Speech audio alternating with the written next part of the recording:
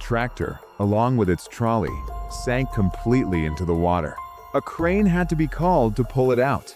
Do you think it will run again after this? Tell me in the comments. There's a reason these machines were built slow. Cement doesn't forgive ambition.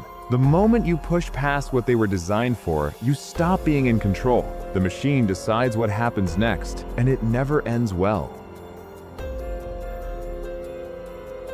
Great tug of war, but standing this close is extremely dangerous.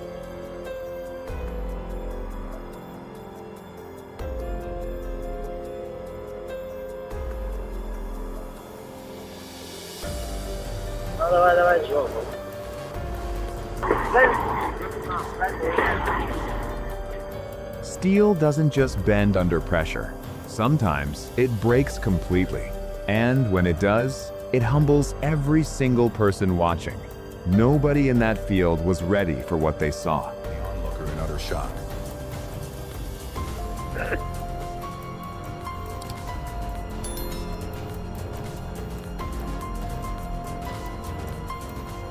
Muscle and willpower ran out long before the mud did. The excavator didn't arrive as backup. It arrived as the answer that should have been called from the beginning.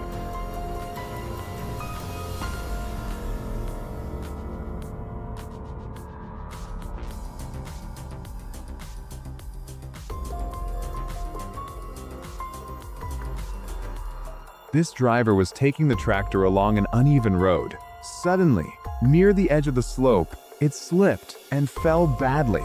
Luckily, the driver jumped out in time and is safe.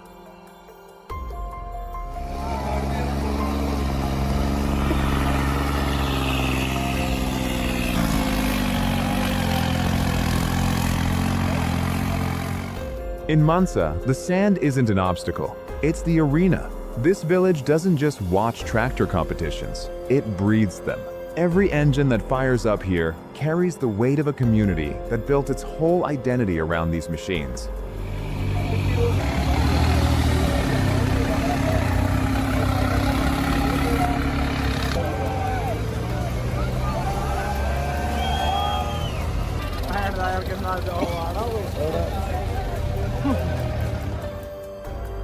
Here's another example of extreme overloading.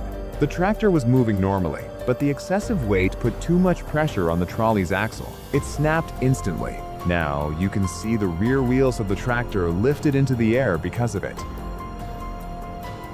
Go ahead and guess what that dragster loader hits at Rocky Mountain Nationals. Whatever number just came to mind, cut it in half, and you're still probably not low enough. That thing moves in a way that machine has absolutely no business moving.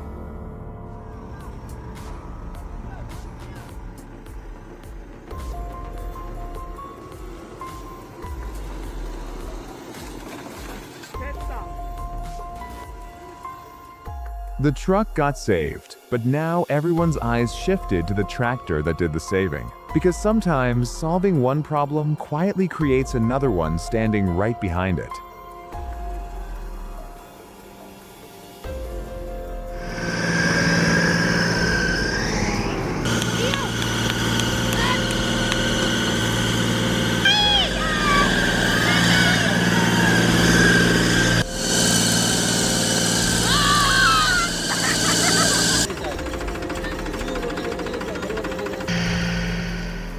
The rain soaked everything, and the mud swallowed it whole. Every expert said bring in bigger equipment, but they looked at each other and decided to back themselves instead. 4 hours later, the mud lost, and they won.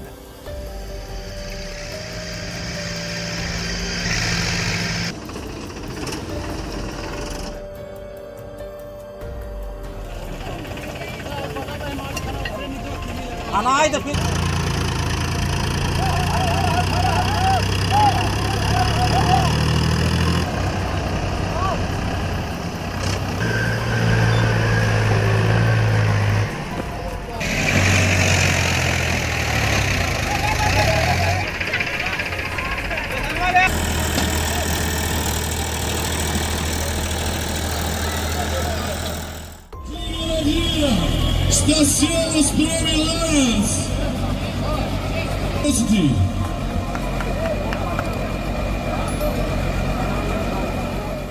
Ursus 1614, and New Holland PT 190 locked up on asphalt, and physics already knew the winner before the chain even went tight. Weight doesn't lie. Power doesn't negotiate. The heavier machine made that perfectly clear.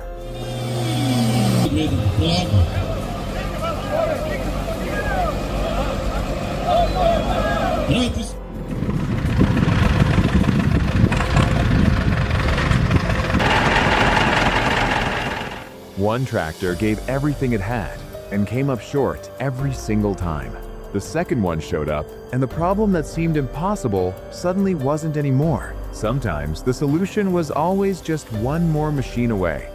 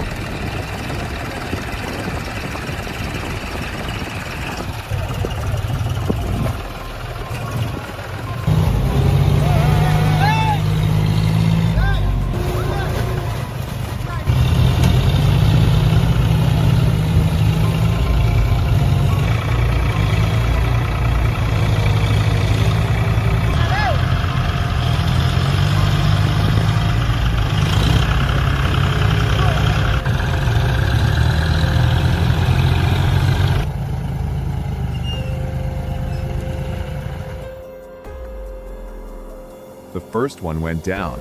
The second one thought it could play savior. The mud had different plans for both of them.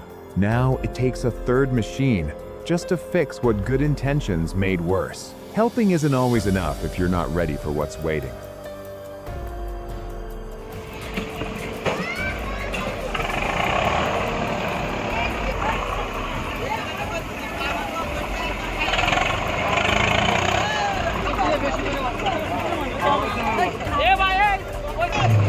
That pit looked like the end of the story for that machine, but the men around it never read it that way. They stayed, they adapted, they refused to write it off, and slowly, what looked impossible started looking like just another problem to solve.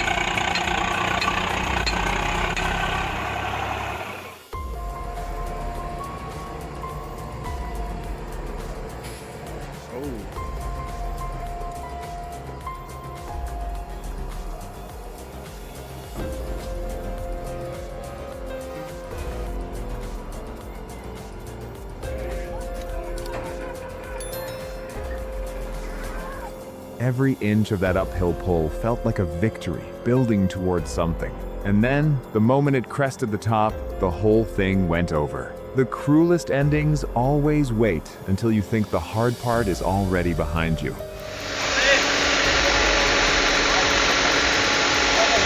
Que virou o trator bem na frente.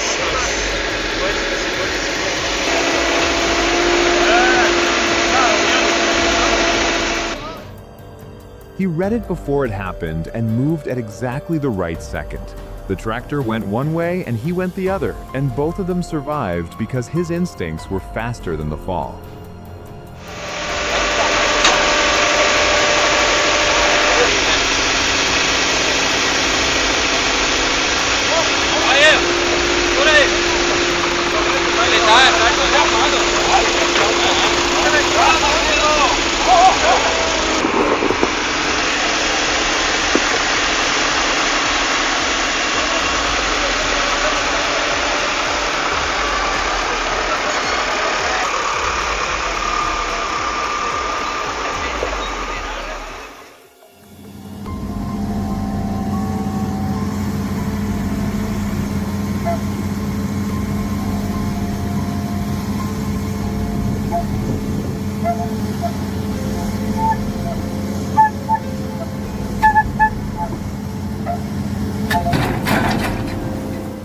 When everything else has already failed and the ground refuses every attempt, the answer becomes simple. Stop improvising and bring in the machine that was built specifically for moments this unforgiving.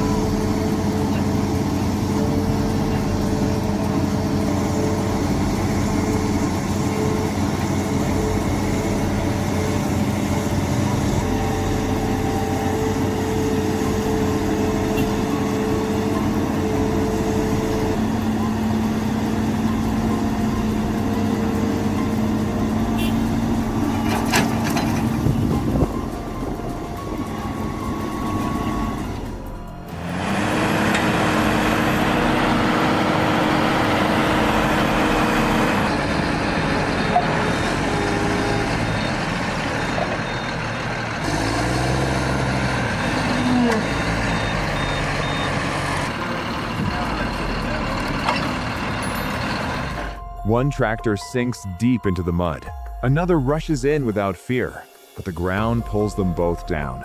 Because sometimes even the hero needs someone to save him. That's when one crane showed up and changed everything.